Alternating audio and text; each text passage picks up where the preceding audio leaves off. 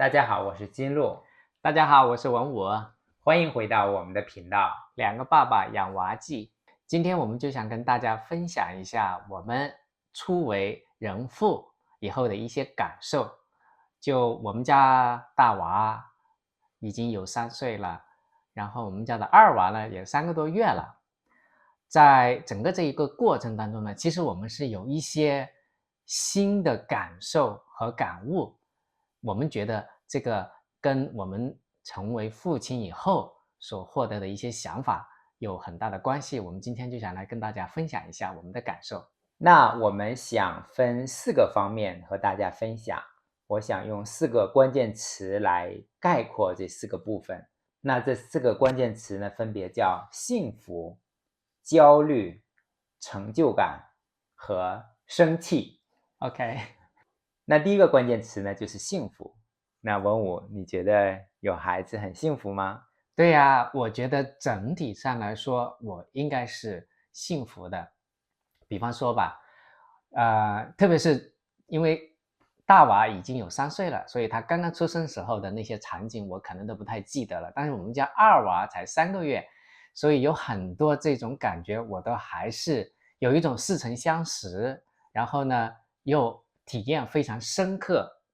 比方说，我就经常会觉得，哎呀，我抱着我那二娃嘛，就给他喂奶的时候啊，特别是最近这1个多月，他就开始对你笑，跟你有互动了。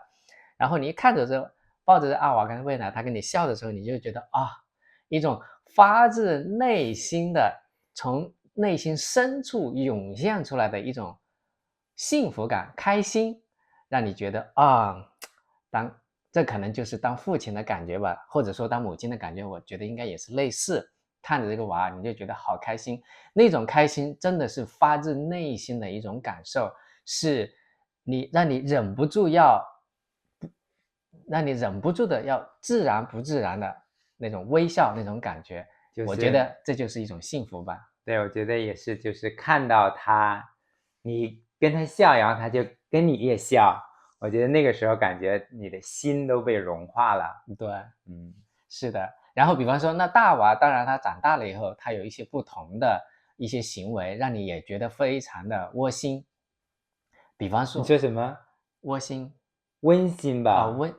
温馨吗？窝心是很难受的，这叫窝心好吧？窝心是很难受啊。对呀，叫 OK， 温馨吧？温馨或者说很欣慰的那种感觉。比方说我们去幼儿园接他，然后他看到你大老远的就爸爸，然后就跟你冲过来往你身上一跳，然后你就觉得那种很幸福的那种感觉。我觉得这可能也是当父亲的一种感觉吧。对，然后你把他从幼儿园接回来，比如说我在家做饭，然后你把他从车库里面带出来，然后看见我之后，他也会冲过来，然后就跳到我身上抱住我，那种感觉真的很温馨。是的，另外我想说的是呢，就是这种幸福感是一种对我来说是一种全新的感觉。为什么呢？就比方说，假设金鹿他有什么很高兴的事情发生了，那我当然就会很高兴，我就说 Happy for 金鹿。这种感觉，这是一种外在的带来的那种高兴。但是如果说我看到燕燕啊或者玲玲啊，那种幸福感和开心感是从我自己内心往外涌现的，我觉得这可能就是一种happy for you 和 happy from myself within me 的这种差别。可能这就是父爱和这种伴侣之间的这种爱的这种差别吧。那你这么说，我感觉很嫉妒啊。是吗？那你对我的开心就不是发自肺腑的了。我觉得这是一种，如果你硬要去说一种差别的话，我感觉可以从这个角度着手吧。OK， 好吧。那第2个关键词呢，就是焦虑。那生完了孩子之后，文武感觉有焦虑吗？有，我觉得让我印象最深刻的就是我们家燕燕，从她出生不久到可能差不多有2岁之前，我那一段时间我老做噩梦，我经常梦到燕燕出了什么特大的事故啊，非常严重的后果啊，然后半夜做噩梦惊醒，这种事情发生了好多好多次。但是呢，差不多就1岁半到2岁以后，我慢慢的这种梦就做得很少了。我觉得，我猜呀，可能是我潜意识当中已经习惯了这个父亲的角色，然后觉得我可以给我的小孩提供一个安全的环境以后，然后我自己的内心的这种潜意识的那种焦虑，才慢慢的变得平缓起来，然后适应了当父亲的这个角色。我觉得可能是这么一个转变吧。我的焦虑，特别是最近的一些焦虑，更多是关于燕燕的未来的。比如说我在想，燕燕会不会她不怎么听话嘛？那会不会将来变成一个熊孩子啊？然后她的中文现在说的也不怎么好，我觉得将来不会说中文，跟爷爷奶奶也无法沟通，将来会不会完全断裂了和这个中文世界和我们的这个根之间的这些连接呀？然后当然也会担心一些，比如生病啊，当初之前燕燕刚上幼儿园的时候，有几个月都不停的流鼻涕我在想这个东西到底什么时候能好啊？就这是一个焦虑。然后琳琳的话，我也会想，会不会和燕燕，琳琳长大了会不会和燕燕一样，超级活跃，超级不听你的管束，然后燕燕和琳琳将来会不会打架呀？整天打，那是肯定的。他们就差3岁，我觉得肯定会打架的。那第3个关键词呢，就是成就感。那你觉得有成就感吗？或者很温馨的地方？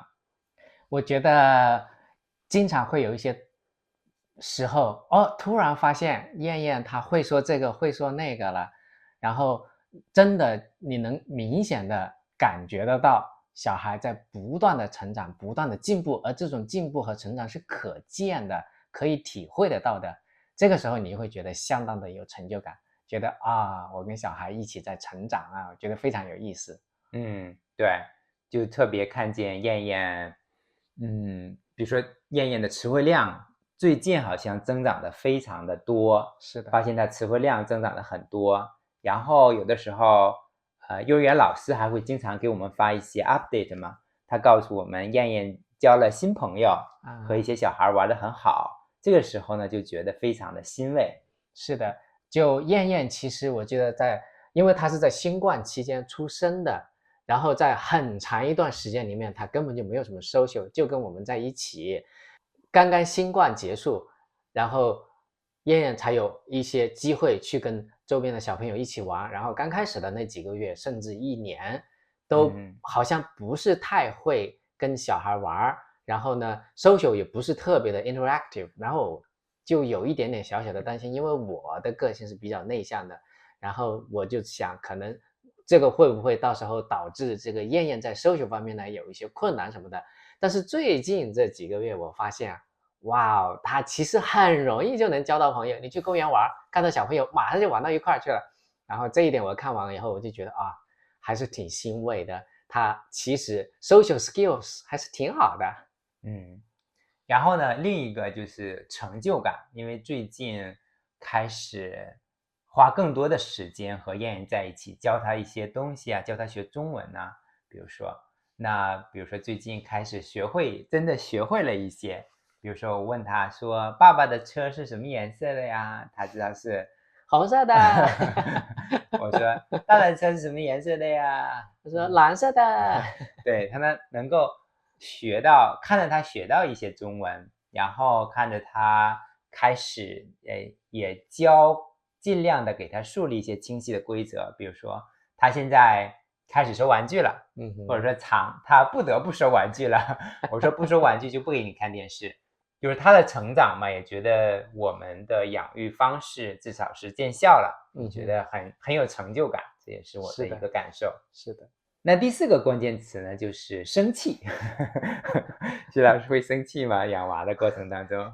当然会啊，就其实有很多时候，比方说中午，一个典型的例子就是我有时候中午呢，其实还是挺困的，想休息一下。金鹿其实也会呢，希望说中午休息一下，但是燕燕她中午就是不睡觉，然后这一点就她当然他一不睡觉，那你也睡不成，就搞得整个家里面鸡飞狗跳。那个时候呢，我就其实挺 stressful 的，然后就特别容易生气。那个时候，像其他一些类似的，比方说在外面玩不想回去啊，然后要吃什么东西，你想让他吃他又不吃啊，这些小小的事情有时候会让你觉得很 annoying， 很生气。对，然后感觉好像他有的时候是故意在气你，对，他就是在 push 你的 limit。